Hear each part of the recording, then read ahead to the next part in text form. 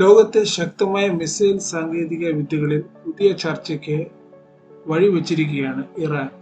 രാജ്യം അടുത്തിടെ അവതരിപ്പിച്ചിരിക്കുന്നത് ഫത്ത ഹൈപ്പർസോണിക് മിസൈൽ എന്ന അതിവേഗ മിസൈലാണ്. ഈ മിസൈൽ ശബ്ദത്തിന്റെ വേഗതയേക്കാൾ പല മടങ്ങ് വേഗത്തിൽ സഞ്ചരിക്കാനാകുമെന്ന് വിദഗ്ധർ അഭിപ്രായപ്പെടുന്നു.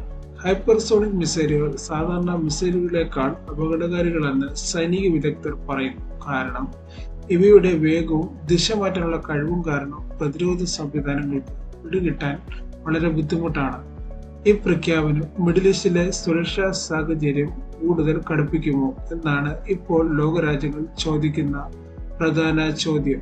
ഇസ്രായേൽ ഉൾപ്പെടെയുള്ള പല രാജ്യങ്ങളും ഈ വികസനത്തെ അടുത്തായി നിരീക്ഷിക്കുകയാണ്.